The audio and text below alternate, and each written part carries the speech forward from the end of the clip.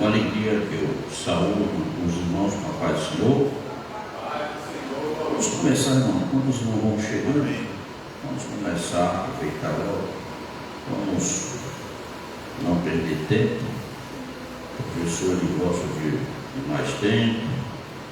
E aí vamos a ler o estudo 12, título, capítulo 2 e capítulo 3. Bela lição de hoje, doutrinas domésticas, maravilha. Bom, vamos ficar de pé, vamos orar ao Senhor, vamos esperar os irmãos andando.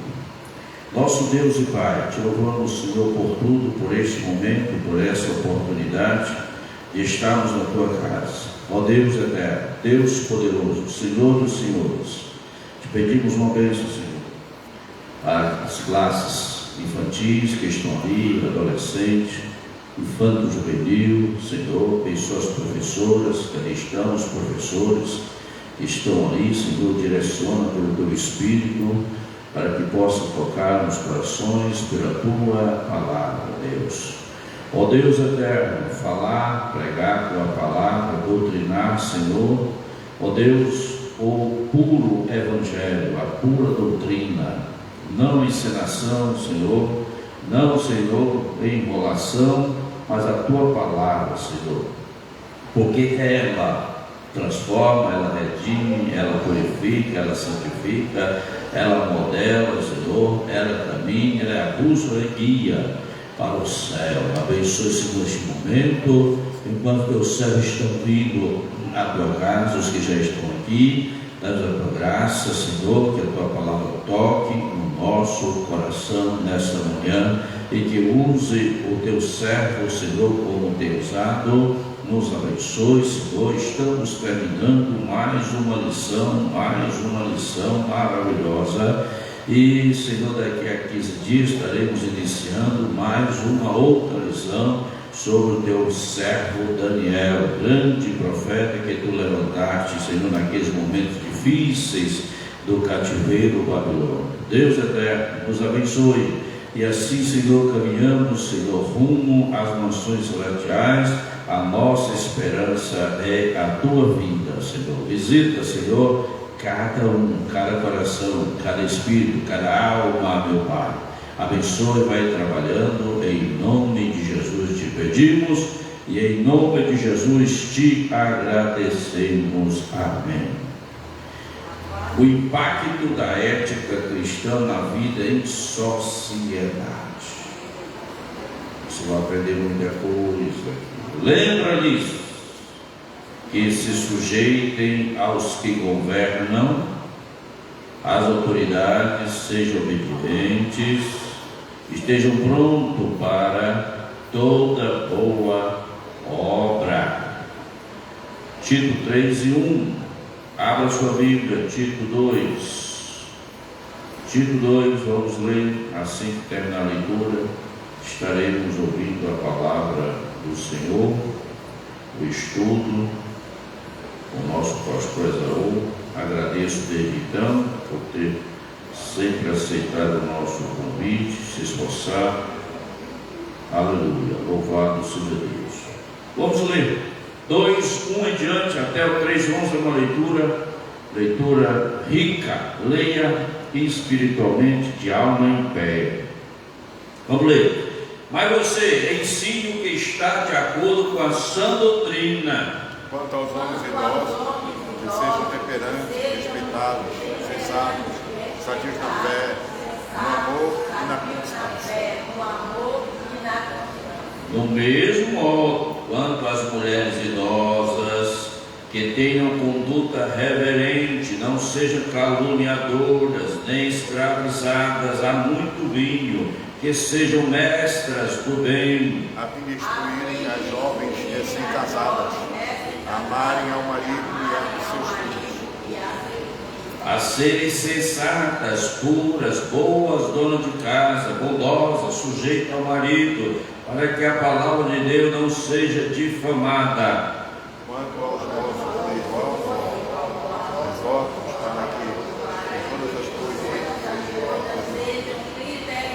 Seja você mesmo um exemplo de boas obras, no ensino, mostre integridade, reverência. Para que o aniversário seja não tenha dizer a nosso respeito. Quanto ao servo, que seja em tudo obediente ao seu Senhor, dando-lhe motivo de satisfação, que não seja respondões.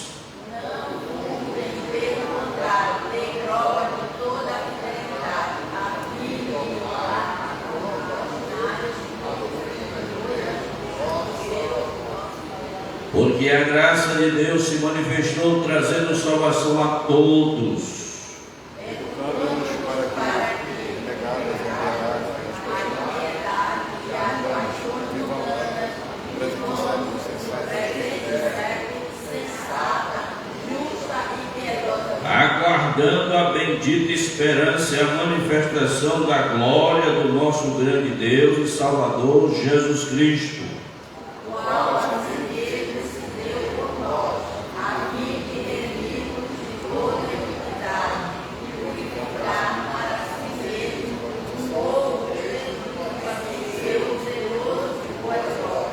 Ensine essas coisas, também exorte e repreenda com toda autoridade, que ninguém despreze você.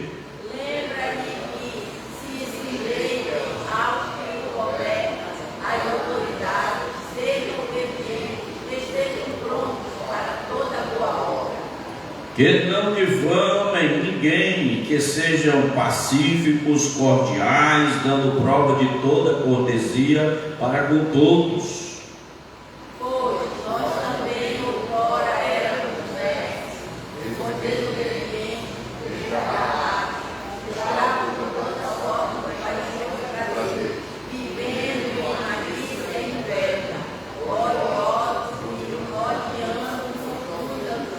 Mas quando se manifestou a bondade de Deus, nosso Salvador, e o seu amor por todos, Não por obra de justiça praticada por nós, mas segundo a sua misericórdia, ele nos salvou mediante lavar, regenerador e renovador do Espírito Santo. Amém. Glória a Deus. Pastor Esaú.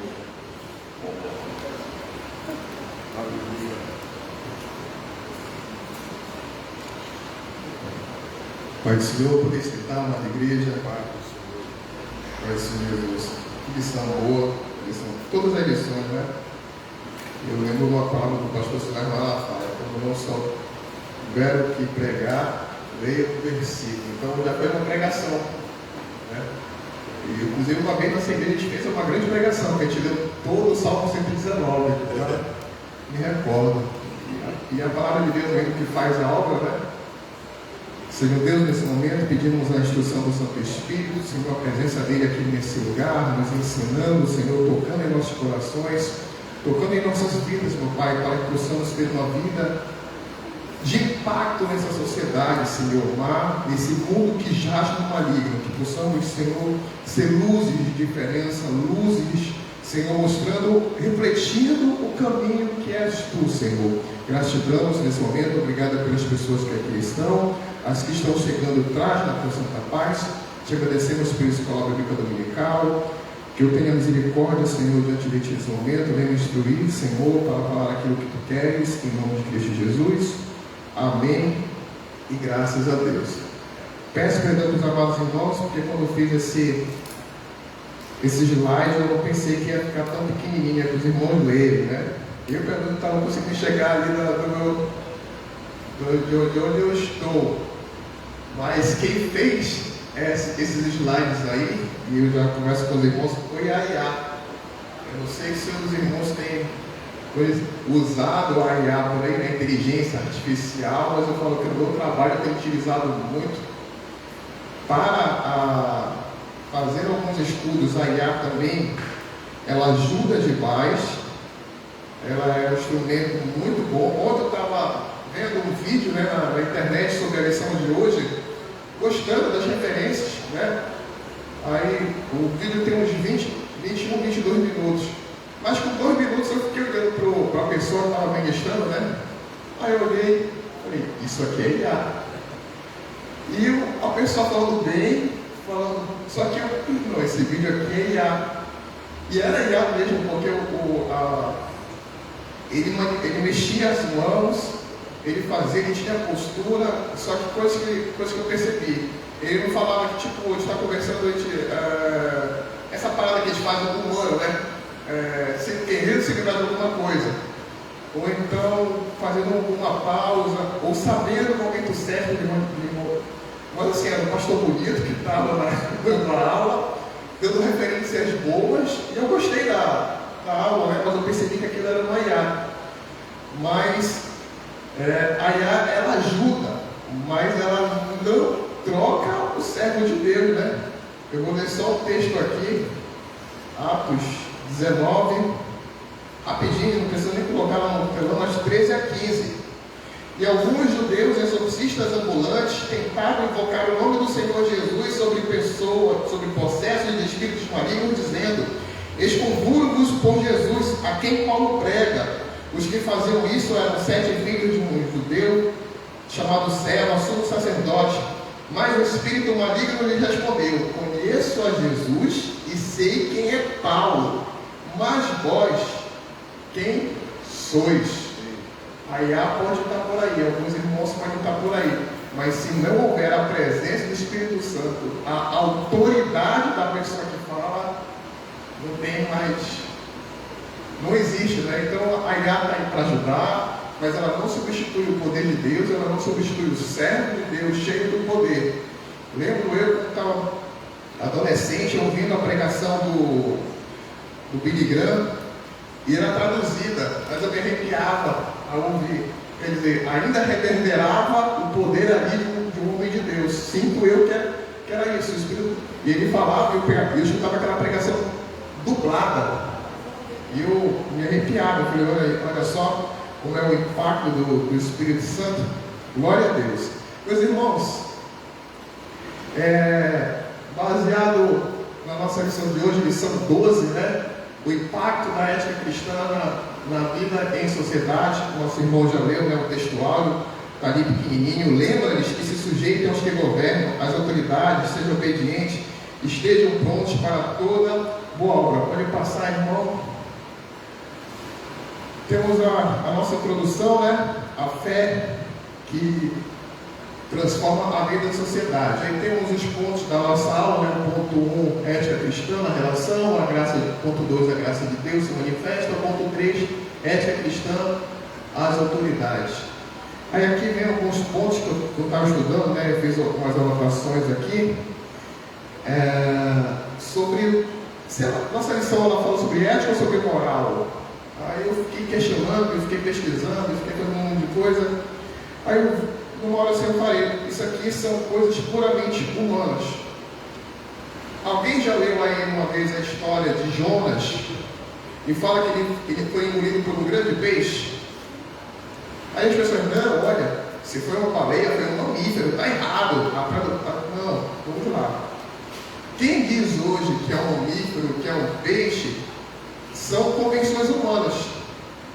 Alguém na biologia, muito inteligentemente, viu as espécies e começou a dividir os reinos conforme o entendimento humano. Olha, esse aqui é o reino Monera, esse aqui é o reino Animalia, esse aqui são os filhos, né? Quem se lembra aí? O reficofage, né? A galera que estudou uma biologia, reino, filo, refi, classe, ordem, refico, família, gênero e espécie. O reficofage que estudou na biologia aí há não sei quantos anos atrás. Então, são condições humanas. Então, quando fala que Jonas foi engolido por uma baleia ou por um grande peixe, não tem erro bíblico nenhum. Porque é a questão da tradução. E se é mamífero, se é peixe, é uma questão humana. E se alguém humano quisesse falar que todos os animais que estão no meio aquático são peixes, que poderia ser entendimento da época? Teria algum erro? Nenhum. Vocês estão entendendo que às vezes é uma questão de nomenclatura humana? Porque o problema não está na Bíblia, o problema está que foi uma questão humana posteriormente que disse que a baleia é um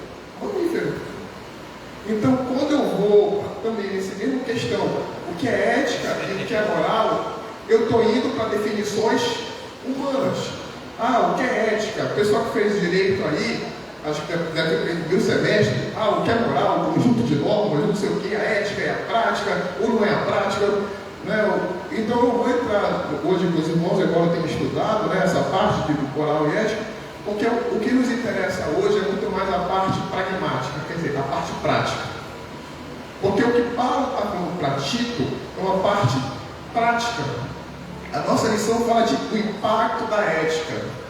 Mas se eu falasse para os irmãos que era o impacto da moral, não estaria completamente errado. Porque são terminologias humanas, são entendimentos humanos.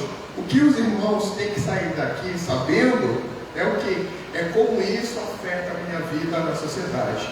É como eu devo agir em sociedade. Como eu devo pensar. Porque se eu chegar com os irmãos aqui e falar sobre moral e ética, não, vamos para a parte prática. Eu tenho aqui algumas coisas, né, sobre a moral cristã, por exemplo, está escrito aqui. Um exemplo.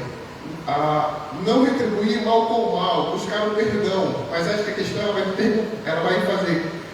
vai fazer questionar algumas coisas, né? Se devo perdoar ou devo confrontar? Porque a Bíblia fala não retribuir mal com mal e mandar perdoar. Mas que momentos eu devo? Então começa a se questionar. Eu vou falar com os irmãos aqui sobre, no versículo 1, né, no versículo 2, quanto aos homens idosos, que sejam temperantes, respeitáveis. O que é ser temperante? O que é ser respeitável? Então eu vou falar com os irmãos muito mais nessa parte, um pouco mais prática, tá certo? Então na nossa introdução nós temos isso, mas vem a questão. Na nossa introdução está aqui, por isso é uma parte. A ética cristã aparece aqui como testemunho necessário em meio a uma cultura descrente e decadente como a de Creta. Aí eu venho um questionamento. Será que aquilo que Paulo colocou para aquela época serve hoje?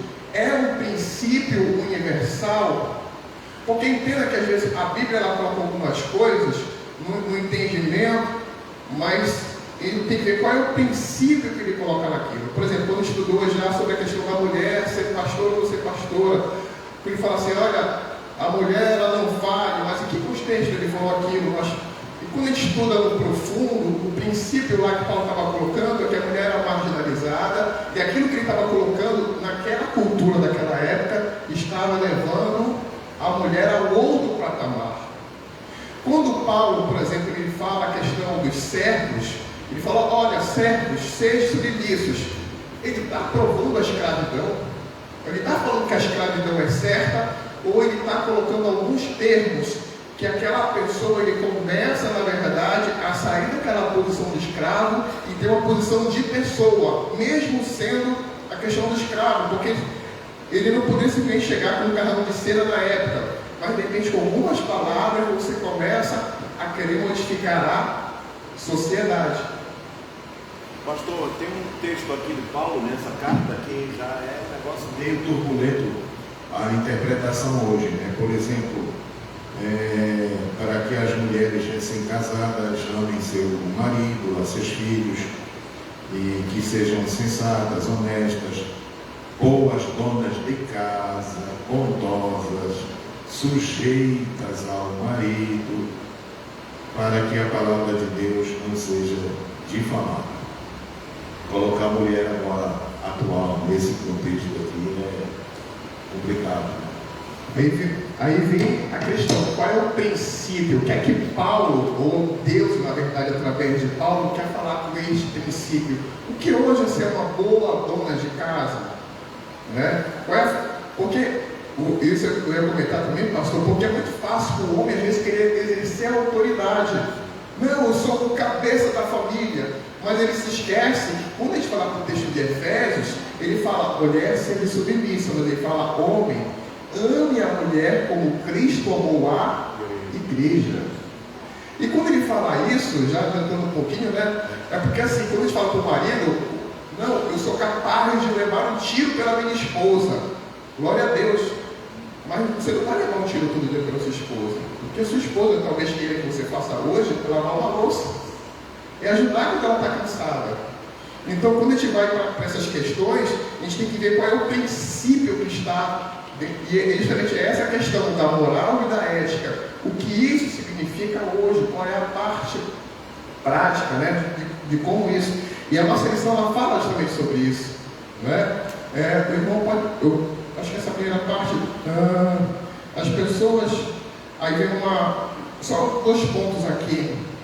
Só para ilustrar de como isso pode interferir na nossa vida. Eu participei determinada vez de um seminário de casais e o irmão falou, minha visão é assim, que era o certo era a comunhão total de tudo, eu vou entrar no mérito, mas eu vou mostrar a parte prática disso, tá certo? O certo do casamento era a comunhão total de bens. Eu não sou contra isso, eu sou a favor da comunhão parcial. O importante é que a gente pega daqui para frente. Aí ele citou um exemplo. Determinado casal, cristão, queria comprar uma casa. Só que se colocasse o nome dos dois, a parcela pela caixa ia ser um pouco mais. Se pegasse só o dele, a parcela ia ser menor. O que é que eles fizeram? Colocaram só o nome dele. Só que aconteceu um detalhe triste. Esse irmão faleceu. Como a mulher não estava junto, o que aconteceu? Perderam a casa. Porque estava apenas no nome dele. Aí eu pergunto, eticamente isso foi certo? Porque vocês estão entendendo que a parte prática do Evangelho são coisas que a gente tem que se questionar. Eu, cristão, posso fazer isso? Para me dar um pouco melhor, isso é certo? São essas questões que a gente tem. Aquilo que eu estou fazendo, como a sociedade vai ver a minha atitude. Essa é a parte ética. E talvez isso que Paulo está falando para o povo de Creta, né? Na verdade, quando ele fala para Tito, ele está falando para o povo de Creta, são essas questões que a gente tem que começar a se questionar. Porque às vezes a gente quer se dar bem em alguma coisa e se pergunta como é que o mundo vai me ver. Por exemplo, às vezes o irmão, hoje ele está com um negócio lá no nosso carro, né? Tá lá, sou servo de Deus, e a pessoa vai cortando todo mundo no meio do trânsito. Porque eu estou com pressa. Calma aí, não é bem assim. São essas atitudes que a gente tem que começar. Será que eu obedeço todas as legislações? Será que não? Olha, porque eu posso fazer isso, mas como é que o mundo vai me ver diante dessa minha ação, dessa minha atitude? E é isso que a nossa lição hoje, ela nos leva, tá certo, ao questionamento. Pode passar, irmão, primeiro ponto. Ética na sociedade. A relação social. Aí a pergunta que eu coloquei aqui, aí eu já vou riscar, como as pessoas percebem que eu sou cristão antes de falar? Só um ponto para questionamento. As pessoas percebem que eu sou cristão antes de falar? Pode passar? Aí, a nossa lição nesse primeiro ponto, ela fala de homens e mulheres idosas. Aí a nossa lição coloca aqui. A sã doutrina deve ser aplicada à vida diária da igreja. Paulo orienta Tito a transmitir ensinos específicos a diferentes grupos, mostrando que o Evangelho molda o nosso comportamento em todas as idades e posições sociais. Aí, ponto 1, homens e mulheres idosas. Quanto aos homens idosos, que sejam temperantes, respeitados, sensatos, sadios na fé, no amor e na constância. Quanto às mulheres idosas, semelhantes, que sejam sérias em seu proceder, não caluniadoras, não escravizadas a muito vinho, sejam mestras do bem. Eu gosto do texto aqui, quando ele coloca lá, sadios na fé, no amor e na constância. A ética, ela te cobra em vários aspectos. A nossa ação em sociedade, ela deve ser vista sobre vários aspectos. As mulheres idosas também são chamadas a ser exemplo, devem ter uma conduta séria, viver com reverência, não ser caluniadoras, evitando fofocas que dividem a igreja, não dadas ao muito vinho, o que aponta para equilíbrio emocional e autocontrole. Um detalhe interessante é que a nossa lição fala aqui que elas devem ensinar.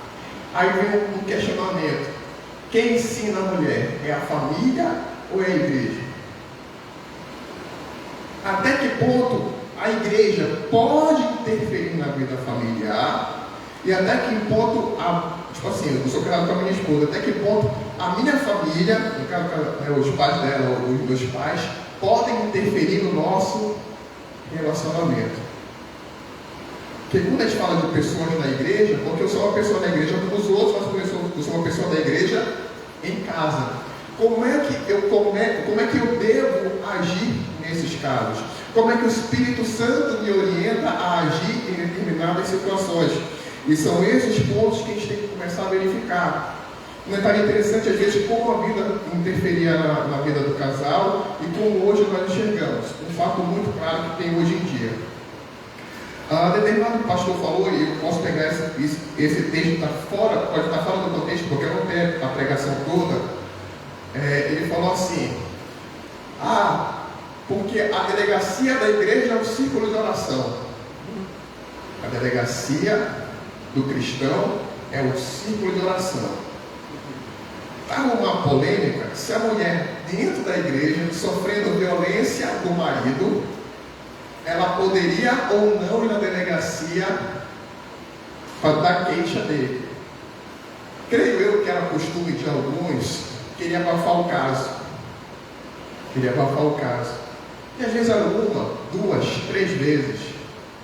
O meu ponto, irmãos, hoje, enquanto ética, enquanto nós vemos aqui como devemos agir, sofreu violência, delegacia. Não tem, porque é isso que a sociedade espera da gente. E quando ela espera da gente, eu falo isso com princípios bíblicos, porque se esse marido não ama a esposa como Cristo ama a igreja, ele não é um bom marido. E ele está sujeito às leis do mundo, porque a Bíblia não manda ser subordinado à autoridade. Então, na agressão, se você fala com a minha esposa, o pessoal conversava assim com ela, a primeira coisa, não, se você me falar, eu vou denunciar. Ela é bem clara em relação a isso. Se ela escutar algum caso de violência e a pessoa for falar com ela, ela falou, eu vou denunciar. Não tem um meio termo. Não. Qual é a função da igreja em relação a isso? Pode ter uma conciliação de uma briga normal, questão de casais, tudo bem.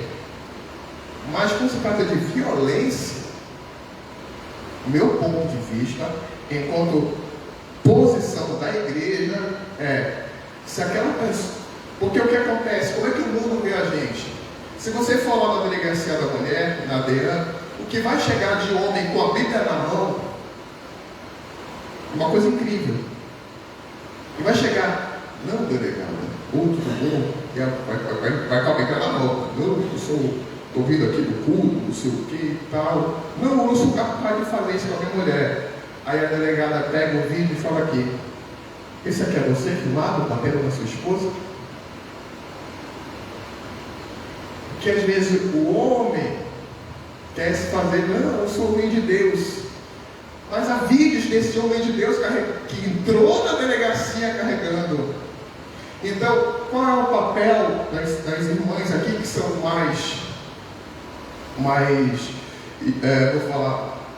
tem mais idade, tem mais conhecimento?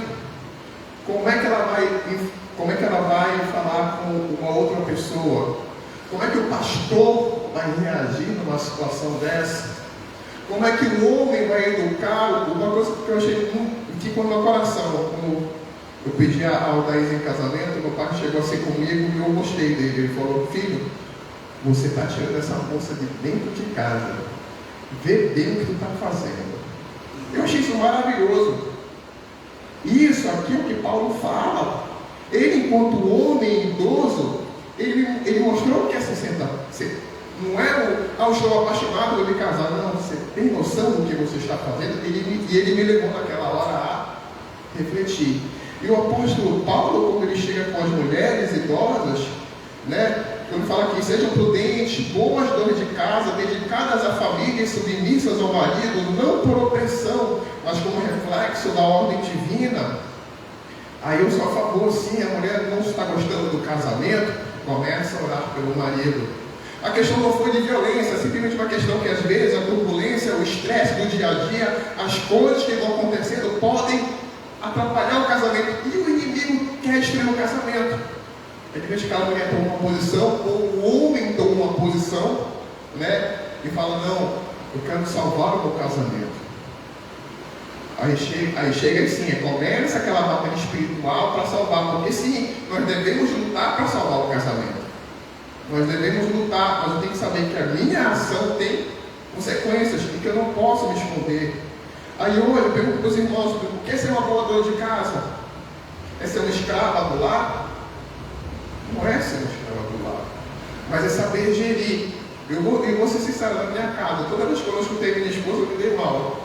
Ela chega e dá um conselho, parece que eu não escutei, aí eu 99% das vezes eu acabei não me dando bem, aí eu aprendi. Então, quando eu vou tomar alguma decisão no meu trabalho, uma das primeiras coisas que eu falo é mandar uma mensagem para minha esposa: olha, está acontecendo tal coisa. E eu criei uma confiança, eu vou falar para os irmãos tão grande nisso que eu já mando mensagem para ela. Aí aconteceu uma coisa lá no trabalho, eu fiquei bastante apreensivo assim, aí, com raiva, né? Aí eu mandei mensagem para ela: olha, vou fazer tal coisa. Aí ela: pode fazer, que você está certo. Porque às vezes acontece, eu falo para ela: vou fazer tal coisa. Ela falou: dá uma segurada. E realmente, não escolhi uma segurada. Então, nos relacionamentos acontece isso. Então, quer ser uma boa dona de casa, querer o bem de casa, é não tratar mal o marido, e o marido tratar muito bem a esposa. Porque a sua esposa não quer saber se você pode levar um tiro por ela. Ele quer saber se você pode tratar dela quando ela está doente, quando ela está cansada, quando ela está estressada, quando ela está hormonalmente, por falar, alterada. Fazer o bem, chegar, amor, vamos pedir um sushizinho hoje. Talvez não esteja sobrando aquele dinheiro, mas você faz aquele sacrifício. Isso é ser uma ética. E as pessoas de fora vão perceber, vão olhar. Eu vou falar, por exemplo, quem ajuda muito a gente lá em casa, meu Deus, 436. Quem ajuda a gente muito lá em casa são meus sogros. Eles são o nosso, como é que chama? Nossa rede de apoio. Eles são a nossa rede de apoio. Aí de manhã cedo eles vão, ficam com o João vai para a escola e eles vão para casa. Aí então aquele tempinho, né, eles ficam lá com a gente ajudando. Aí a vizinha lá da frente, por algum motivo, encontrou a Laís por lá e comentou: pois é, né? Se os sogros não vieram hoje, eu vejo ele aqui todo dia. O pessoal já aumenta, né? Eu vejo aqui todo dia.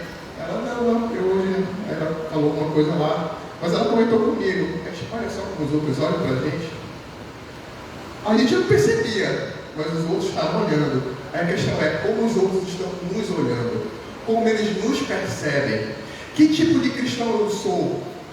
Eu sou um cristão que estou sendo perseguido no trabalho por ser simples ou por ser chato? Tem até um meme que eu vi uma vez no Instagram, minha esposa falou para não falar no Instagram, que da última vez que eu fiz uma pregação, eu falei muito do Instagram, mas é porque é a minha rede social que eu mais visualizo. Meu Deus do céu, fugiu minha mente agora. Estava no Instagram, daqui a pouco eu me lembrar. Olha só como o assunto. Glória a Deus. Vamos passar aqui para outra parte. Me fugiu realmente que eu ia falar agora no Instagram.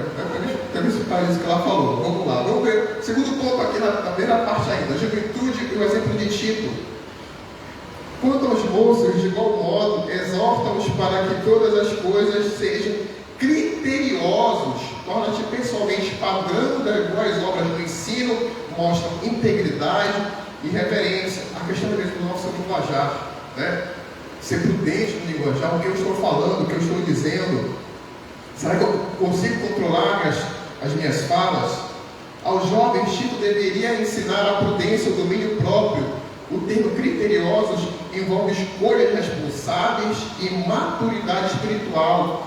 mesmo em meio às pressões e tentações da juventude, em contraste com a cultura impulsiva de Creta, o jovem cristão deve ser equilibrado e íntegro. A ética cristã exige que mesmo os mais novos sejam exemplos de sobriedade, buscando em Cristo a firmeza para resistir às paixões da mocidade. Aqui eu marquei: a vida do pregador é a primeira mensagem que o povo lê. A vida do pregador é a primeira mensagem que o mundo lê.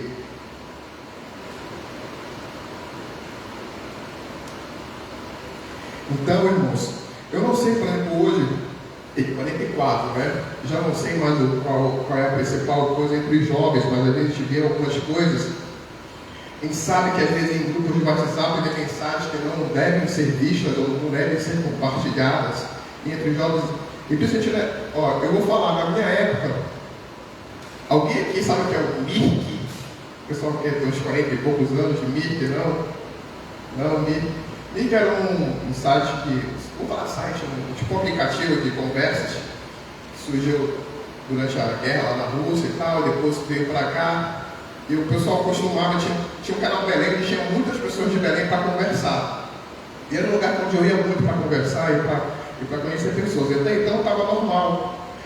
Mas tinha também o bate-papo da UOL. Só que eu fui entrar 10 anos depois no bate-papo da UOL, só por curiosidade, e o que eu vi de aberração eu só entrei uma vez. Porque eu olhei e vi tantas coisas. E eu fiquei pensando assim: olha a facilidade que o jovem hoje vai ter para ver o que não presta. E para conversar com pessoas que não devem conversar. E a gente vê que o mundo hoje está indo para isso aí. Mas se os nossos filhos estiverem dentro de casa, tá certo? Filhos, sobrinhos, estiverem dentro de casa, um bom exemplo, alguém que dê a orientação, alguém que saiba que pode confiar, aí vai ser diferente. Para que esse jovem de 13 anos, 12 anos, 10 anos, ele seja exemplo para o outro. Ele possa falar de Jesus para o outro, porque o Tito aqui, o Paulo está falando para Tito: ei, não importa a idade, todos têm o seu dever dentro do Evangelho, todos têm a sua posição, todos têm o que passar. E é isso que o apóstolo Paulo está falando aqui para Tito, que ele deve ser um exemplo. Então hoje, com nossos jovens adolescentes, vamos tomar cuidado, vamos conversar com nossos filhos. E é interessante, não sei aqui quem passou, mas eu estou com um adolescente, e é engraçado a vida do adolescente. O pastor teve 4, não foi quantos adolescentes aí, e é uma idade conturbada. Graças a Deus ele está dentro do Evangelho, então para a gente é mais fácil, pelo menos essa parte. Mas quem vive dentro do adolescente, ele vive numa situação constante de mudanças. E aí o pai tem que entender essa mudança, ele tem que saber como conversar. Às vezes eu chego: filho, como foi na escola? E eu até estudei depois como perguntar, porque se chegar para o seu filho, como foi o seu dia? Ele não vai responder nada. Aí é melhor você fazer uma pergunta mais direta: teve alguma coisa engraçada? O que foi mais interessante? Você chega com uma pergunta mais objetiva, porque às vezes ele fala muito mais que conversa com a mãe dele, e tipo assim, no carro: filho, como foi o seu dia normal? Aí chega umas 10 horas da noite, 11 horas da noite, a mãe dele quer dormir, eu também quero dormir. Aí chega: mãe, apareceu um OVNI lá no colégio. Só uma ideia. Ele falou que foi normal, mas antes de dormir ele chega com uma coisa completamente absurda que aconteceu durante a aula. Não sei se você com o nosso pastor aqui com a filha. Mas a questão alguns pais hoje parece que relegam a educação dos filhos para a internet. E se o pai ou a mãe não participar dessa criação, é complicado. Então, para poder cobrar, como Paulo está cobrando aqui de Tito, os pais também têm que fazer essa função. Ponto 3, servos e empregados. Quanto aos servos, que sejam obedientes ao seu Senhor, dando-lhes motivo de satisfação, não sejam respondores, não furtem. Aqui eu vou dar uma parada. Não furtem. Aí eu vou perguntar aqui: nós furtamos? Quem aqui já viu alguém dar um atestado médico que não era atestado médico só porque queria faltar? Eu pergunto aqui: quantos atestados médicos não haverá não haverá no dia 29 de junho. Por que 29 de junho? Se o Brasil passar em primeiro lugar, 29 de junho tem jogo, acho que 14 horas, né? 14 horas. A pessoa, quantos trabalhadores vão querer ver o jogo do Brasil e vão querer... Quando eu fiquei do gripar aí, né? A pessoa vai gripar nesse dia. Já descobri que eu vou gripar. Mas a igreja do furto é isso. Quantas pessoas não dão uma desculpa esfarrapada às vezes? E a grande questão é, como essa pessoa acaba sendo conhecida? Eu trabalho lá no quartel, eu estava conversando com um condutor e a escala deles caiu com 24 para 48. E a gente conversando sobre algumas pessoas que às vezes viajam. Por exemplo, eu tenho um grupo de condutores e eles tiram uma escala. Só que se algum viaja, a escala cai, né? Se eu tenho 5, vamos lá, 5. Aí eu sei que um vai tirar 24 horas, ele folga 4, mas quando eu falo folgar, não é que ele seja na casa dele. Ele vai tirar expediente, ele vai fazer outras coisas, mas ele não vai tirar o serviço 24 horas. Mas quando 2 desses saem por algum motivo e sobra 3, esse vai tirar serviço, ele vai folgar 2 dias e vai entrar serviço. E fica pesado, porque é o serviço 24 horas. E ele tem as questões de expediente dele. Então a vida dele começa a ficar mais. E se a gente for ver esse serviço de 24 para 48, vamos ver, ele vai tirar no mínimo 3 serviços. Alguns vão tirar 3, outros vão tirar 2. Vamos tirar que ele tire 3 serviços em 24 horas. 3 vezes 24 são 72 horas. O trabalhador normal são 40 horas semanais. 40, 44, né? Quer dizer, essa pessoa que tirou 3 serviços, ele já trabalhou 72 horas. E não são apenas 72 horas, porque se ele chega para o serviço 9 horas, ele tem que ficar com passagem de serviço. Então ele vai sair, na verdade, do quartel às 10 horas.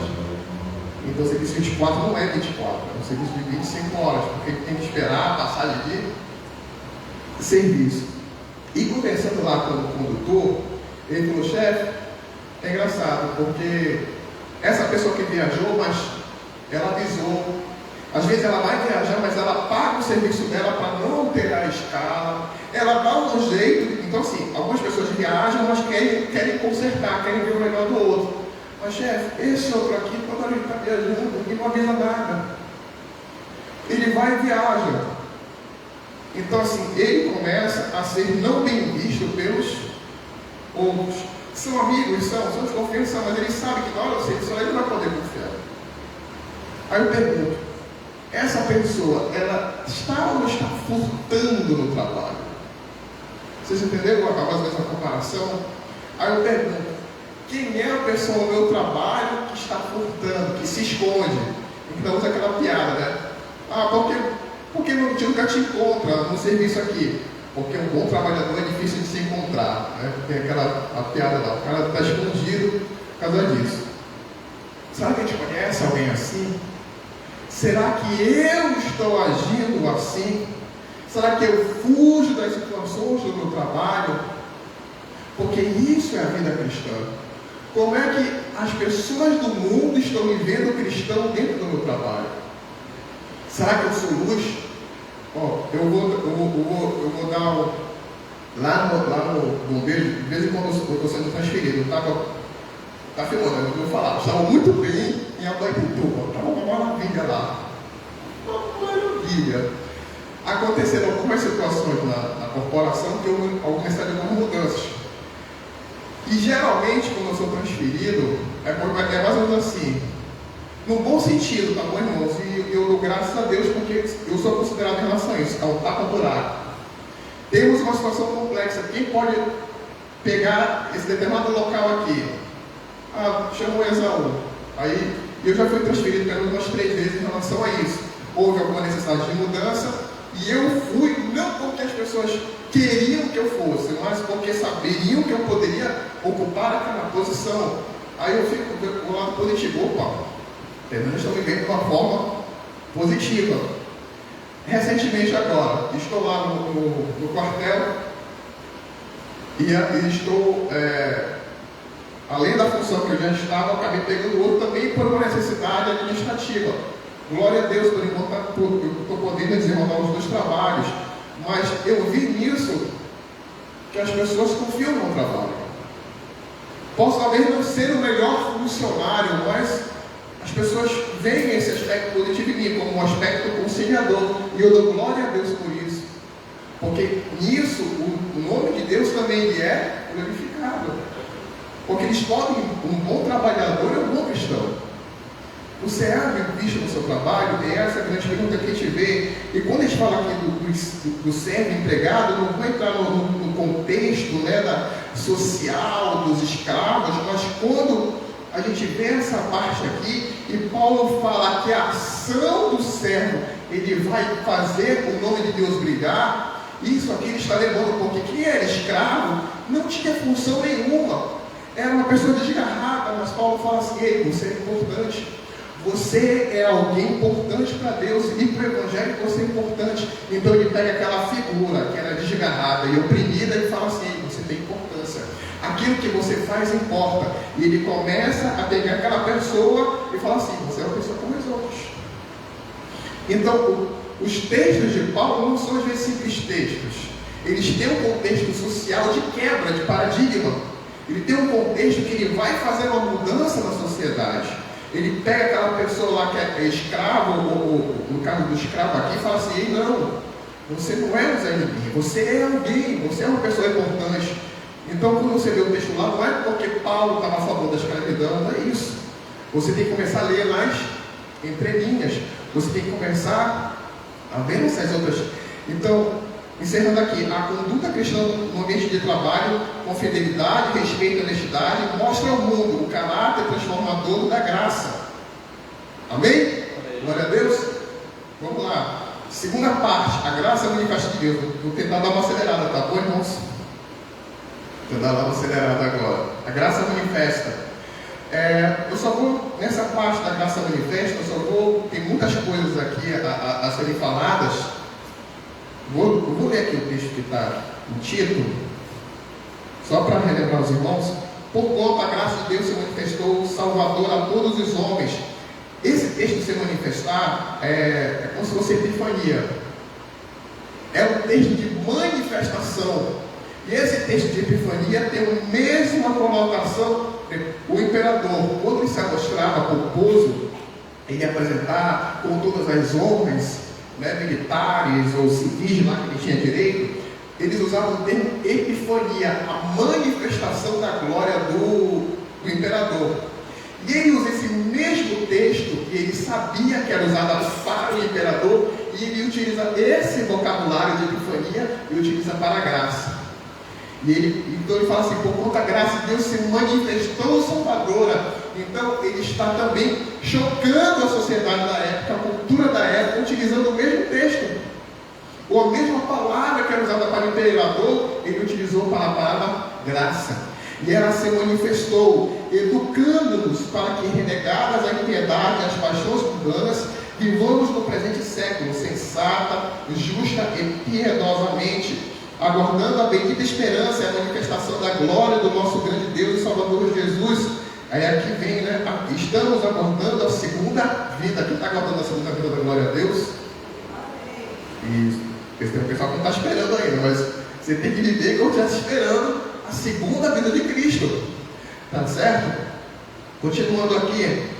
O qual a si mesmo se deu por nós para remirmos de toda iniquidade e purificar para si mesmo um povo exclusivamente seu, zeloso de boas obras. Porque a fé sem obras, ela é morta. Diz estas coisas, exorta e repreende também com toda a autoridade, ninguém te despreze. É um detalhe interessante da questão da autoridade, é saber se impor, é saber manifestar essa autoridade. E quando você pega um jovem, por exemplo, vou falar dentro do meio militar, é muito comum alguns homens não querem receber a ordem de mulheres, e elas precisam exercer a autoridade, elas precisam mostrar que elas não façam. E no meio militar, principalmente alguns homens têm uma mente meio mais machista, alguns, como todos, logicamente, e às vezes eles não querem aceitar essa manifestação da autoridade, mas ela tem a autoridade, né? Ela é exercida. É interessante, às vezes, quando você manifesta essa autoridade, como o mundo vê. Vou contar aqui no caso, nosso 53, glória a Deus. A minha esposa, ela não gosta de dar exemplo, então uma militar aí, tá certo? Ela comandava o grupo de cadetes. Cadetes são alunos que vão virar tenente, aí depois tenente, capitão, major, são os oficiais. E ela comandava esses alunos que virariam oficiais. E estava no meio militar, chamado Barata Voa. Era lá no lugar, no centro de convenções. E ela estava lá, rindo, e outros oficiais próximos. Inclusive um oficial de uma patente maior que a dela. Eu era tenente na época, né? Tinha um capitão lá. E e de repente ela aparece. E o cadete fala assim: lá vem a tenente. Nisso que ele fala, lá vem a tenente, todos se agruparam, entraram na formação e pararam de conversar e ficaram aguardando a tenente chegar. Aquele capitão viu isso. E ele falou assim, depois ele falou com ela: sim, você não me respeita, não? Mas a questão é figura de autoridade. Ela não precisava falar nada. Ela era uma pessoa que no trabalho ela não tirava graça, ela não tirava piadinha, ela não humilhava o aluno, ela não gritava com o aluno. Ela chegou a vez com o aluno, você está com o uniforme de salinho em tal parte, você está de revista do pernoite hoje. Mas, tenente, não sei o que, você está de revista hoje e amanhã. Mas, tenente, você está de revista hoje, amanhã e depois. Mais alguma coisa? Não. Não gritava, não se exasperava, não, é monstro. No meio militar é muito comum, é monstro, não sei o que, pergunta do bisônio, e gritava. Não. Exercer função de autoridade não é gritar. Então, quando Paulo fala para exercer função de autoridade, qual é a parte prática dessa autoridade? Nossas mães antigamente, e algumas hoje, qual era a autoridade delas quando elas queriam que a gente parasse? Só olhar. Questão de autoridade. E gera o respeito. Eu estava vendo uma figura de um lutador, 1,90m, falando que o pai dele tinha 1,60m, era baixinho. Mas quando ele fala, mas quando meu pai fala, eu obedeço. Humanamente falando, se ele quisesse, ele podia bater no pai dele. Mas ele olha para o pai dele uma figura de autoridade. Mas aquele pai, para gerar aquela figura de autoridade, ele teve que exercer exemplo de autoridade. Ele teve que viver uma vida boa, ele teve que viver uma vida que o filho se sinta amado, que o filho veja as boas ações dele. A questão é, como eu pai, ou eu chefe, vou cobrar do meu subordinado ou do meu filho se eu não faço? Ética cristã.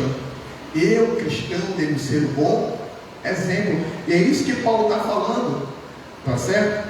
É isso que pode estar passando, irmãos, ponto 2. Então, resumidamente, quando a gente fala da graça salvadora, ele fala de uma graça que se manifesta em ações, porque essa graça é pomposa. Essa graça, ela tem que manifestar aos homens. Essa graça, ela fala de uma segunda vida, que essa graça tem esperança. Então, quando a gente estuda moral e ética, a gente pergunta, por que eu devo fazer isso? Por que eu devo fazer isso? Porque eu espero uma segunda vida. E aí vem a única pergunta, a principal que eu coloquei aqui nesse ponto aqui: por que eu faço o bem? Porque o mundo nos julga, você faz o bem porque você quer ir para o céu.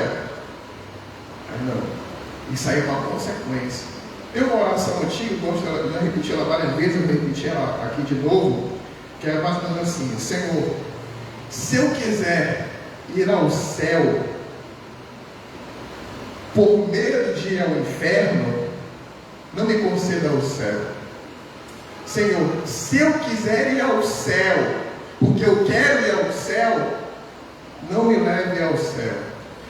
Mas se eu quiser te servir por medo de ir para o inferno, não me leve para o céu. Se eu quiser te servir porque eu quero ir para o céu, não me leve para o céu.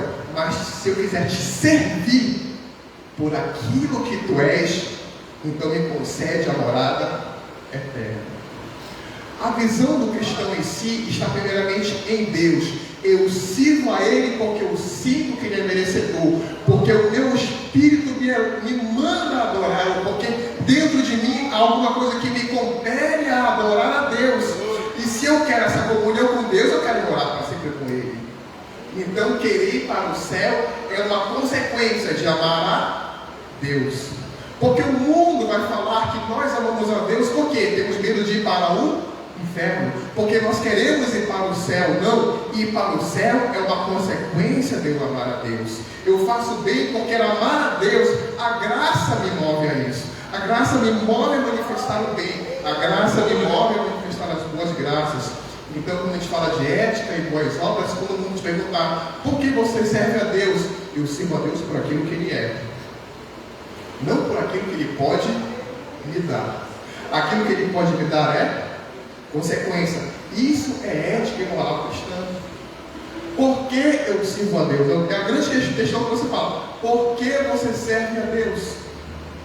Por que você vem no domingo de manhã? Porque eu me abstenho de fazer coisas que seriam boas, humanamente falando, mas eu não faço.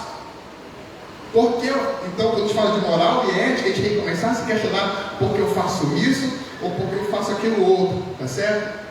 9h59, me dei mais 10 minutos. Vamos terminar aqui. A parte 3, pode passar, já estamos na parte 3 já. Ética cristã e as autoridades. A conduta ética do cristão não se limita ao convívio da igreja, mas se estende à vida pública. Paulo orienta Tito sobre como os crentes devem se portar perante autoridades da sociedade. O respeito ao governo é uma forma... Só um minutinho, irmãos.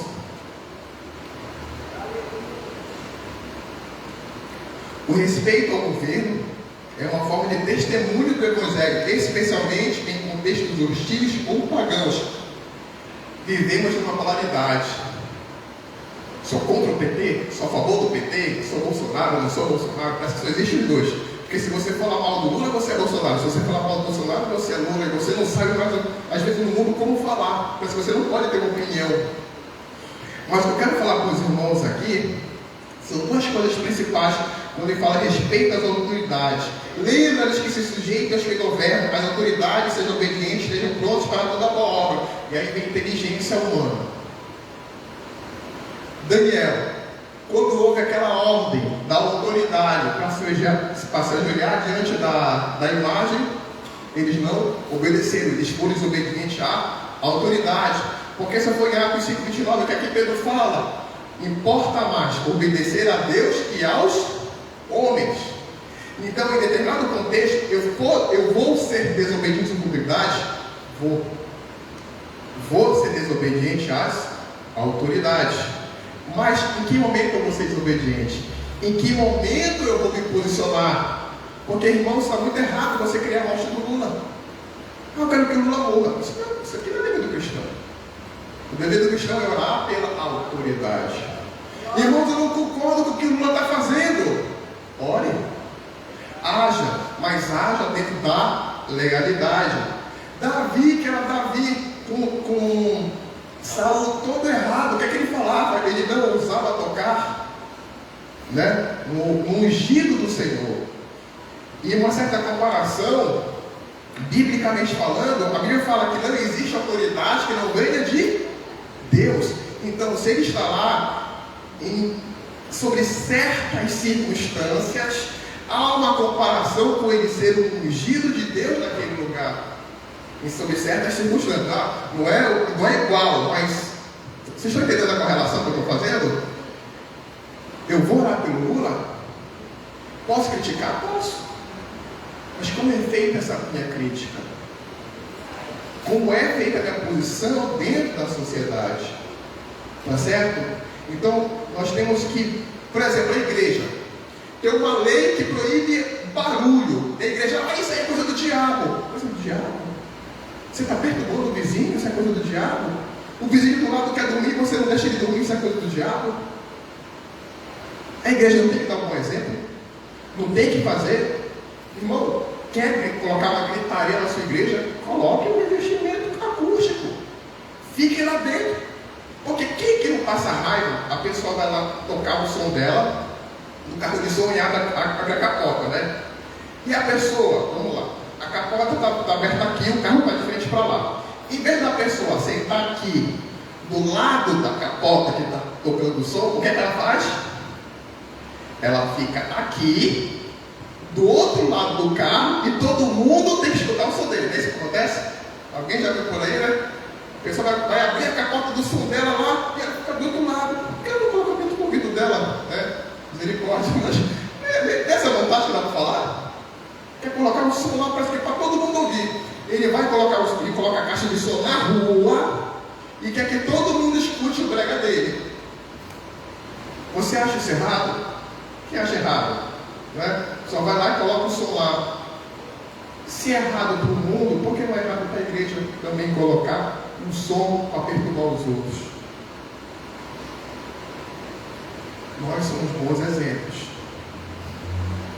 Eu não estou falando suponhamos que uma determinada oração aqui, sem som nem nada, a igreja toda comece a orar e a manifestação do som do Espírito comece a fazer e comece a ver barulho. Opa! Amigo, é o Espírito Santo. Se é o Espírito Santo fazendo o alvoroço dele dentro da igreja, como foi lá no Pentecostes, perturbando a paz dos outros, entre aspas, deixa o Espírito Santo mover. Mas se for humano para querer colocação alta, não. Respeita as autoridades. Às vezes a gente quer falar que é coisa do inimigo, mas com um pouco de bom senso, estudando moral e ética cristã, a gente vê que a igreja deve dar um bom exemplo. Ela deve fazer aquilo que o mundo cobra também. Nós temos esse dever com a sociedade. Olha lá aquela igreja. Nunca vi um problema de barulho. Vou lá naquela igreja, gostei. Vocês perceberam que também a gente pode fazer a diferença nisso? A gente pode fazer a diferença com as ações? Porque o que o mundo hoje pede é muito mais isso. São as ações humanas. E aí a gente vai entrar no problema da ação social versus do evangelismo. Como é que a igreja deve se moldar? Porque parece que algumas igrejas perderam a identidade do evangelismo e viveram puramente a ação social. A igreja não é ação social. Ela tem ação social. Ela tem evangelismo, mas não é só a pregação da palavra. Os dois têm que vir juntos. E aí vem uns questionamentos. Eu vou falar para a igreja apenas como uma mentalidade, porque a gente fala de autoridade, antes de se colocar no último ponto, porque coloca aqui, cortesia para com todos, não difamem a ninguém, não sejam pecadores, mas cordados, dando provas de toda a cortesia para com todos os homens. Aqui eu vou levar só um ponto. Tem várias coisas para falar, mas eu não vou falar com os irmãos, mas é um ponto que vem. Lá nos bombeiros, me colocaram como representante dos bombeiros no comitê contra a LGBTQI-fobia. LGBTQI-fobia. Não colocaram toda tem LGBTQIAPN+, mas eu sou do comitê dos bombeiros, então eu participo das reuniões. De primeira, quando me colocaram, eu falei, meu Deus do céu, eu posso trabalhar nessa parte? Aí fiquei assim, não posso. Vou trabalhar de uma maneira que eu possa tratar bem o próximo. Como é que eu posso agir para essa comunidade, lá dentro do bombeiro? A gente já teve algumas ações para a comunidade, né? Algumas ações, eu participei do... Então assim, enquanto evento, assim, eu não vou promover, mas eu posso tratar bem. É o meu ponto de vista, tá certo? É a minha visão enquanto ética cristã. Creio eu que eu posso trabalhar nisso. Porque eu estou numa sessão lá que os grandes eventos do bombeiro eu trabalho. Por exemplo, dentro do bombeiro existe o Círio dos Bombeiros. A nota de serviço, quer dizer, o texto que vai sair, tudo aquilo que todo mundo vai fazer, sai da minha sessão. Eu que faço, eu que escrevo e assino. Eu faço e ajudo a organizar determinada parte. Mas coisas, por exemplo, que eu não sinto, o que não é de minha função, eu não faço. Por exemplo, eu coloco lá alguém para ornamentar a berlinda, né, que eles vão perto da berlinda. Então na nota eu coloco. Lá a gente tem um diácono católico, né, que é bombeiro, e mais algumas pessoas. Para a capelania católica, fazer isso com o outro. Quer dizer, eu determinei para alguém. Mas eu não vou lá ornamentar a berlinda. Não é minha função. Então, dentro do mundo, tem que ver até onde eu posso agir e até onde eu não posso agir, ou, em determinados casos, falar contra. Porque eu tenho uma posição cristã. Eu tenho uma posição que Deus colocou no meu coração. Mas até que ponto eu posso ou não posso agir? Então, são esses questionamentos que Paulo fala em relação à autoridade. Até que ponto eu posso obedecer à autoridade? Me determinaram a fazer parte do comitê. Posso fazer ações. Mas até que ponto vão ser essas minhas ações? Até que ponto eu posso agir? Até que ponto eu posso agir dentro do ciclo dos bombeiros? Vocês estão entendendo isso, como funciona no mundo? E a ética é isso que Paulo fala aqui, porque Paulo às vezes coloca, só que a nossa vida, ela não é um discurso cartesiano. O discurso cartesiano é isso é certo, isso é errado. Existe uma verdade absoluta, e dentro da filosofia, eu estava fazendo agora, são 10 e 9, glória a Deus, dei mais 5 minutos. Eu estava fazendo o curso, estou fazendo o curso lá do bombeiro para me possibilitar a virar coronel, tá certo? É o curso lá de comando do Estado Maior. Aí chegou o professor e falou na sala que dentro do contexto acadêmico não existe verdade absolutas. Só que é o seguinte, você tem que ver que isso é uma corrente filosófica e ela não é a única. Ela fala que as verdades são relativas, porque o que é verdade para mim não é verdade para você, mas isso é uma corrente filosófica. Só que eu sou de uma outra corrente filosófica, que existe uma verdade absoluta. Existem verdades absolutas e existem verdades contingentes. Quando a gente fala de verdade absoluta, não existe verdade absoluta e verdade contingente. Existe verdade, Deus é Deus e acabou, e é o único Deus. Para mim isso é uma verdade absoluta. E tem outras coisas, eu não vou entrar no método filosófico da coisa, mas a questão é que ela chegou na sala e falou: não existe verdade absoluta. Aí eu perguntei: professor, isso não é verdade absoluta? É a pergunta básica, né, de quem faz essa brincadeira da filosofia. Não existem verdades absolutas, mas isso não é verdade absoluta. Então acaba entrando em contradição. Então, nesse mundo aí que a gente vive, que as pessoas querem às vezes falar que não existem verdades, que existe uma verdade sim. Existem verdades absolutas. Existem como agir, existem maneiras certas de agir. Mas, tá certo? Mas que maneira certa é essa? Aí eu falo, o Espírito Santo. Porque tudo aquilo que eu estou falando, irmãos, em determinado momento, quem vai orientar é o Espírito Santo. E se você não tiver uma vida de oração, se você não tiver uma vida de leitura da palavra, se você não tiver uma vida de oração e comunhão com Deus, dificilmente o Espírito Santo vai estar falando. Irmão, eu discordo de algumas coisas que acontecem na igreja. Aí, só que para essas pessoas que discordam da igreja, eu pergunto: você tem orado? Você tem jejuado? Você tem lido a Bíblia? Você tem comunhão com Deus? Então eu aceito discutir. Com a pessoa que tem comunhão com Deus, você aceita discutir. Mas com a pessoa que está fora da igreja, que não faz a mínima ideia do que é o Evangelho, não tem a mínima ideia do que é comunhão com Deus, ela quer discutir de Deus?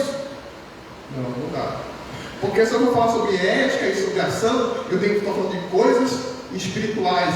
E apenas os espirituais discernem as coisas espirituais. Então, mas, irmãos, e se eu tiver dúvida no que agir, né? Por exemplo, vou falar para os irmãos: olha, diga sempre a verdade. Mas, irmão, existe alguma coisa quando eu posso mentir? Aí vem a pergunta: quer mentir? Aí eu vou para Romanos 14. Aquilo que não é feito de fé é pecado. Aquilo que não é feito de fé é pecado. E para encerrar, pronto para as boas obras. Fiel é esta palavra, e quero que no tocante a essas coisas faça afirmação confiadamente, para que os que têm crido em Deus sejam solícitos na prática de boas obras. Estas coisas são excelentes e proveitosas aos homens. Aplicação pessoal. A ética cristã é o maior sermão que pregamos. Sejamos reconhecidos pelas obras, pelas boas obras e pela mansidão no trato com todos. Glória a Deus. Agradeço a nossos irmãos pela paciência. Deus nos abençoe nesse domingo. Glória a Deus. Meu irmão, me perdoe. Eu sempre falo que eu não vou passar o tempo, mas eu sempre passo. São 10 e 13. Tá certo?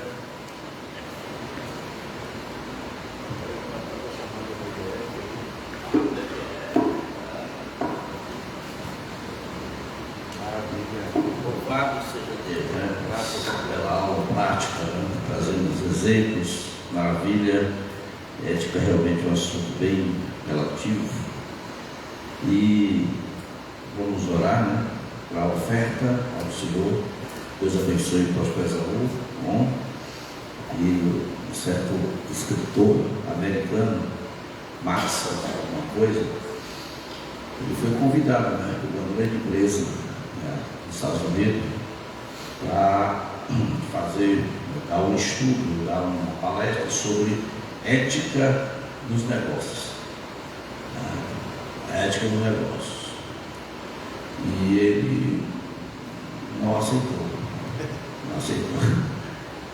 Ele disse que, falando que se você não tiver ética, bom, não é um estudo que vai mudar.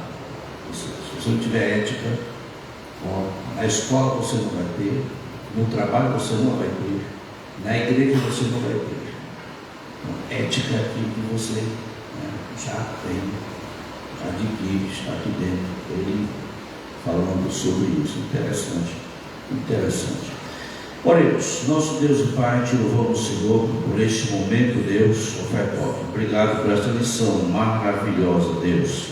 Com certeza, Senhor, aprendemos mais da Tua palavra sobre este assunto, doutrinas domésticas, ensinos práticos, Senhor, e possamos, Senhor, não só aqui, mas em outros dias, ler-te, Senhor, esses 3 capítulos pequenos, Senhor, 15, 16, são 3 capítulos pequenos, Deus, ó Deus eterno, que nos traz grandes lições maravilhosas, de servir, ó Deus, de respeitar, ó Senhor, de relacionamento, Deus, amar o seu próximo, ser, Senhor, submisso, ó Deus, submisso em Ti, Senhor, nos relacionamentos, ó Deus eterno, muito obrigado, e abençoe esse momento que vamos, Senhor, ofertar a Ti, trazer nossos dízimos de oferta, entregar, Senhor, devolver, Deus eterno, abençoe de maneira maravilhosa, em nome de Jesus, te pedimos, amém. Ô Mira, você está com a sua garganta boa para cantar? Vamos ouvi-la, unindo a nossa arte cristã, enquanto vamos ofertar dízimos e ofertas ao Senhor. Glória a Deus.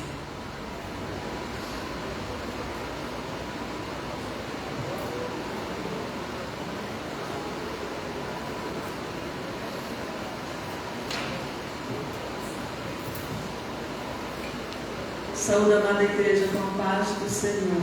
A paz do Senhor. Vamos louvar ao Senhor com o hino de número 205. A graça de Deus revelada em Cristo Jesus, meu Senhor, ao mundo perdido é dada por Deus de infinito favor. Graça,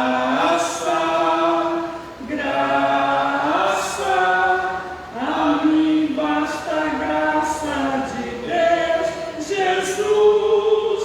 Graça,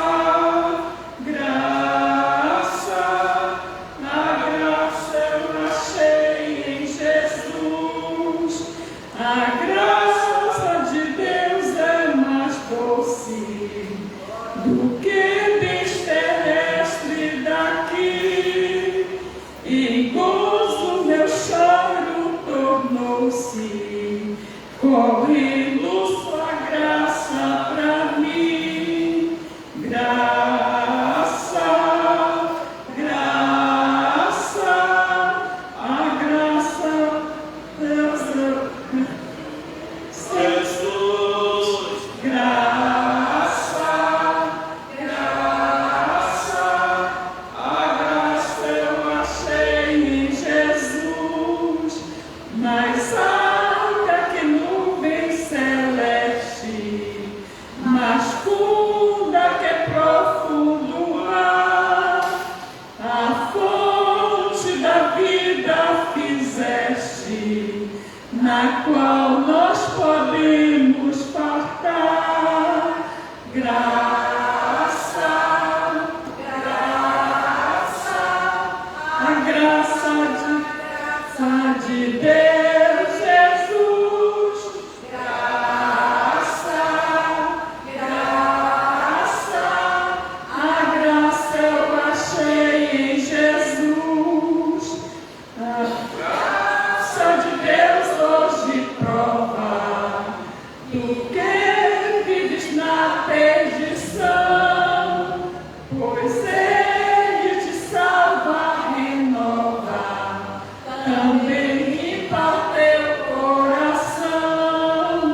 Graça, graça, a mim basta a graça de Deus, Jesus. Graça, graça, a graça eu achei em Jesus. Amém. Glória a Jesus. Glória a Deus. Oh, glória. A graça eu achei em Jesus. BF, tem alguma irmã para fazer? Está se aproximando das inscrições. Tem a Próxima quarta, né? próxima quarta é a abertura, né? Tem o carnezinho que está sendo vendido aí para angariar fundos, né? Para quem puder ajudar, né? E domingo que vem já é a nossa última lição, né? Estamos aqui, vamos fazer o nosso confraternizaçãozinha ali atrás, com os irmãos que já cooperam conosco, trazendo aquele pão de Ibéria, traga, nos ajude nesse sentido, ajude esse dominical, fazer aquela confraternizaçãozinha, o último domingo. Nosso pastor Guilherme será o preletor, ele vai finalizar todo o trimestre. Vamos começar um pouco 9 horas ponto para dar tempo, né? O pastor traz aí bom esse encerramento do nosso trimestre, e no outro domingo, depois daqui a 15 dias, começa a revista de Daniel. Quem quiser aprender Daniel, não perca nenhum domingo, porque todo domingo vai ser uma maravilha. É um estudo, para realmente ficar, e vai ficar porque é um estudo escatológico, né? Maravilha, desde a saída dos jovens ali em Jerusalém até o finalzinho, o final dos tempos. Daniel começa e vai lá até o final dos tempos. Não perca. Procure a nossa irmã Solange, nós revisamos já. Domingo que vem já estão aqui, né? Vamos chegar Domingo que vem. Terça-feira eu estou pegando. O pastor diz até se já vai pegar. E aí a irmã Solange vai estar com essa revista domingo que vem. Procure, comece a rascunhar, comece a fazer o seu ministro do zino, para tirar a dúvida aqui, porque é uma revista bem complexa, bem difícil, são simbólicos, certo? Fatos simbólicos. Então é maravilha, maravilha. Deus abençoe os irmãos. Pastor Guilherme, está já a oportunidade. Muito obrigado. Graças a Deus, que preciosa lição. Já vamos encerrar o nosso momento de escola dominical, mas algo assim nos prende muito sobre essa questão da educação. A palavra, bom termo que o apóstolo usou, educando-nos, né? Isso é muito maravilhoso. É certo que a gente recebe educação em casa, e eu me lembrei muito que eu ajudava a missa, vestia a batina e acendia as velas lá na igreja matriz em Coraci, e ajudava o padre. E depois da missa eu achei um livrinho bonitinho que ficou no banco. Alguém esqueceu, alguém deixou lá. E eu peguei aquilo e levei para casa. E a minha tia, que ajudou a mamãe a me criar, uma senhora que foi minha tia por afinidade, nada de sanguíneo, ela me viu com aquele livrinho, ela perguntou: onde você pegou isso? E eu disse: eu achei lá na igreja. Alguém lhe deu? Não, eu peguei. Então vá e devolva. E era interessante porque eu tinha que andar uns quarteirões de volta e deixar no mesmo lugar. Eu podia dobrar a esquina e jogar o livro no lugar, fazer a hora ali e vou voltar para casa, né? Mas a inocência e a pureza me fez me deslocar de novo até a igreja, achar o banco em que eu encontrei aquele livro e deixar aquele livro lá. Então, amados, agora com a nossa nova vida em Cristo Jesus, aquilo que a gente tinha sido quebrado de nós, a inocência, a pureza, agora em Cristo nós somos reabilitados na natureza divina, o Espírito Santo nos regenerando, nós passando por um processo de regeneração, restauração, de modo que essa educação agora, ela vem com uma força muito mais do que aquela inspiradora de minha mãe, da minha tia, do seu pai, da sua mãe. Porque agora vem com o aspecto da santidade, vem com o aspecto mais lindo da pureza, da inocência. E olha que não é fácil para Deus trabalhar isso de novo, quando a gente já foi estragado pelo pecado, quando a nossa inocência, a nossa pureza foi quebrada pelo pecado que a gente absorveu, acostumou. Nós aprendemos a desobediência, nós aprendemos a falta de respeito, nós aprendemos a ser estúpido, grosso. E é certo que isso a gente não aprende, mas já vem da natureza. De vez em quando eu vejo a Natinha, filhinha do Shalom, ela tem a sua brutalidade já. Por quê? Porque isso vem à origem, né? Pecado. Mas agora em Cristo nós somos restaurados, nós somos revivificados, nós somos nova criatura. E agora vem essa educação, vem com uma força de santidade. E aí eu fico às vezes olhando, por exemplo, ontem eu cheguei no meu horário, me coloquei na minha posição, eu sabendo que aquele corredor seria a passagem da comitiva, das autoridades, dos rapazes que estavam fazendo a peça dos pioneiros e tal, e eu aqui com a placa, coordenação, Batista Campos e tal. Aí veio um pastor com a equipe dele, com a placa dele, e vem e se põe na minha frente. Aí eu fiquei aqui me segurando, até que chegou a hora que eu disse para ele: irmão, o senhor está trabalhando aqui a apresentação do meu grupo. Tem uma placa aqui, ó, Templo Padre Tito, Templo Conselheiro, e aqui, Coordenação Batista Campos. Procure o seu lugar. É assim, as pessoas chegam, é crente, dá glória a Deus, aleluia, fala línguas estranhas, prega, é uma beleza. Poxa, mas ali, como é que eu posso ser assim? E quando existe comida no meio, nossa vida, a ética foi embora.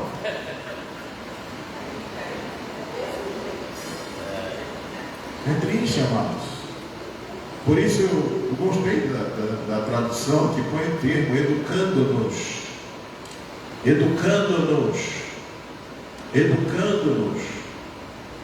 E essa educação atinge todas as áreas da nossa vida: familiar, profissional, social, eclesiástica, cristã, comercial, empresarial, estudantil, no trabalho. Nós somos vistos exatamente por esses frutos. Por exemplo, você já pensou, se eu viesse de chinelo aqui hoje para o culto?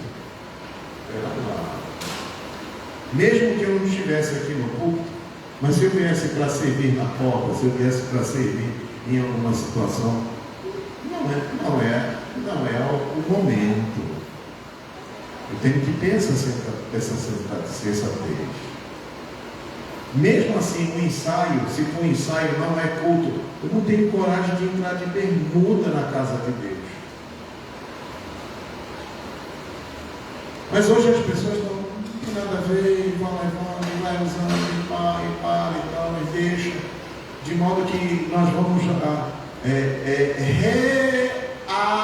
reabilitando alguma coisa que Jesus tinha já tirado da gente. Ou que talvez a nossa transformação ou conversão não foi realmente séria e profunda. E daí a gente ainda tem aquela cultura do mundo, que não tem a ética cristã, aquele jeito do mundo de viver, de fazer as coisas, que não tem nada com a verdade, que não é obra de luz, né? E aí a gente vai falhando. E por isso essa lição é muito importante. Parabéns, pastor Isaú, nos ter trazido muito ao entendimento do que como a gente deve proceder diante deste mundo, perante as autoridades, em relação às autoridades. O governo que está aí, nossa, ninguém gosta, eu não gosto. E tem às vezes que até eu oro para ele: Senhor, tem misericórdia dele, Senhor. Esse homem vai se lascar na tua mão. tem misericórdia. Mas eu ainda estou, amados, com uma certa dúvida de que ele ainda vai ganhar essa eleição, porque não sei se é Deus que quer castigar o Brasil por algumas coisas que o Brasil precisa ser corrigido. Não sei. Estou pensativo nessa matéria. Isso está descobrindo hoje tantas coisas enraizadas. Só Deus para mudar. Só Deus para mudar. Então, vamos estar em oração, orando pelas autoridades, orando pelos que estão em eminência, né? Porque o mundo está numa transição de modelos, de pensamentos, de comportamentos, e coisas terríveis vão acontecer daqui para frente. Estejamos prontos. Vamos estar vivendo a verdade absoluta, a verdade de Deus. Vamos ter cuidado com os nossos hábitos. Vamos nos autocorrigindo, recebendo a instrução da palavra de Deus, para termos procedimentos, comportamentos éticos adequados e que confirmem que nós somos seguidores de Cristo. Veja a responsabilidade. Seguidor do Santo, seguidor de Deus. Que coisa, né? Que responsabilidade está sobre nós. Glórias ao Senhor Jesus. Aleluia. Bendito seja o nome do Senhor. A irmã Nini quer dar uma palavra, nós já estamos encerrando e a nossa EBF está já à porta. Então, passar para a nossa irmã, depois do recado dela, a gente vai orar e encerrar o nosso culto.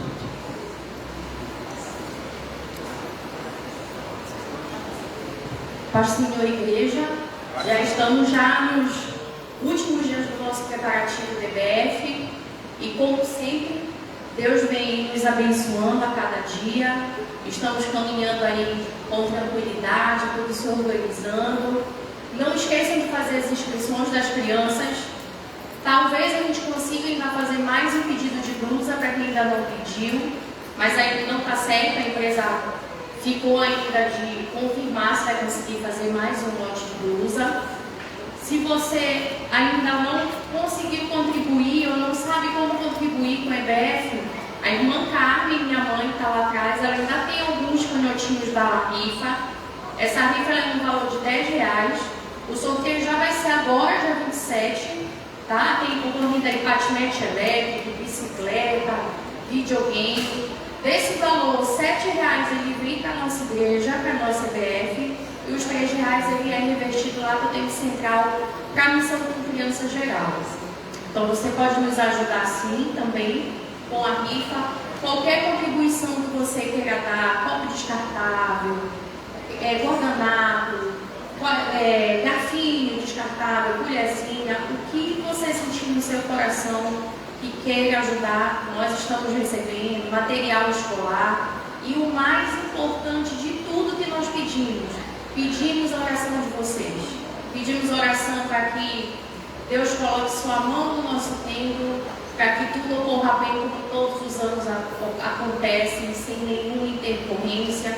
Abençoe as tias, abençoe os tios, capacite todos nós que vamos estar nessa EBF, porque esse ano nós temos uma missão: transformar as nossas crianças em missionários, em que eles vão seguir aí o resto da vida deles, anunciando o nome de Jesus.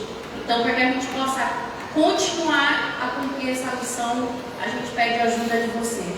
Não deixem de orar pela gente.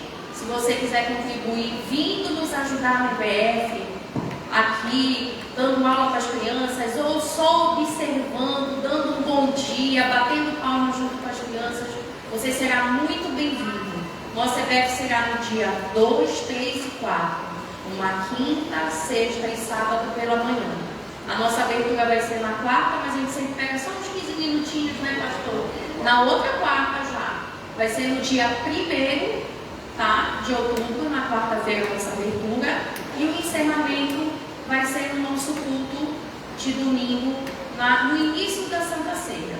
Então a gente conta com vocês, tragam os filhos, netos, sobrinhos, os filhos dos vizinhos. Obrigada, porque hoje a gente estava conversando e nós temos crianças que hoje fazem parte da nossa EBD, que vieram pela EBF, que aceitaram a Jesus e trouxeram as famílias para a nossa igreja pela EBF. Então, a EBF não é só brincadeira, né, pastor? Como muitos acham. É a missão e eu acho que durante o ano ela é a mais importante, porque ela fica para o resto da vida no coração dessas crianças. Obrigada, igreja. Um bom domingo. Graças a Deus. Vamos em pé, vamos orar ao Senhor. Querido Deus, Pai que está nos céus, obrigado por esta lição, pelo aprendizado, Senhor. Trabalha a nossa alma, corrija os nossos defeitos, nossas deformações, Senhor. Nos ajuda, nos apruma, nos corrige, nos disciplina, nos abençoa, Senhor. Nos eleva, Senhor, ao padrão, a um padrão ético, a um padrão moral, Senhor, marcado por santidade, por valores eternos e divinos. Deus, pois somos teus seguidores. Deus, porque carregamos a tua imagem e a tua semelhança. Deus, porque temos o teu Espírito Santo que habita em nosso corpo. Deus, porque somos a expressão de luz e de sal nesta terra. Deus, porque temos a tua palavra no coração e aguardamos para não pecarmos contra ti nem contra ninguém. Deus, nos abençoa, nos enriquece, Senhor. Senhor, aumenta a nossa capacidade, Senhor, de expressar o teu amor, a tua luz, Senhor, diante das pessoas.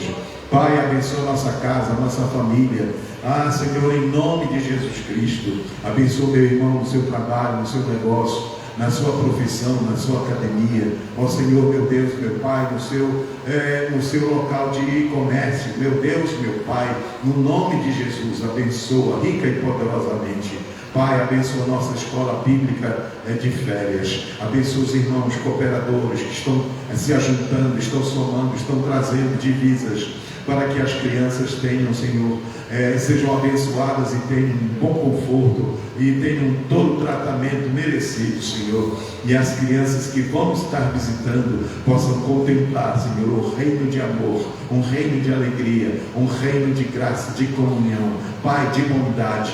Deus, não falte o alimento, não falte a merenda, não falte nada, Senhor, para a nossa querida EBF. Abençoa as irmãs que vão estar ajudando com as crianças, que vão estar ensinando as lições da tua palavra. Pai bendito, em nome de Jesus. E hoje à noite, Senhor, o culto de encerramento pela festa dos 115 anos desta igreja. Abençoa, Senhor, todos os pastores, todos os obreiros, toda a comunidade, os irmãos, ó Senhor, de cada congregação, Senhor. Pai bendito, em nome de Jesus, despede-nos em paz com a tua bênção, com a tua graça, com o teu amor. E à noite traz-nos daqui, Senhor, com muita alegria, para estarmos em adoração e louvor diante de ti.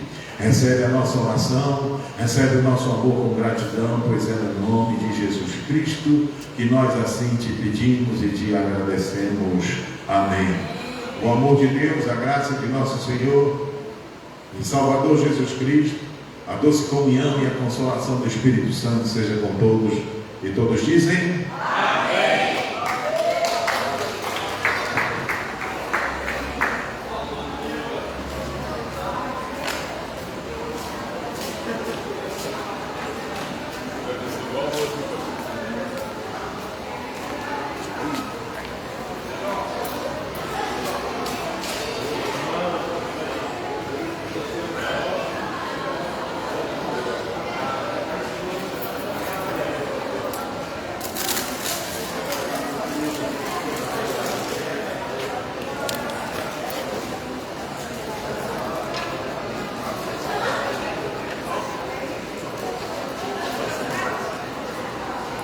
Glória a Deus.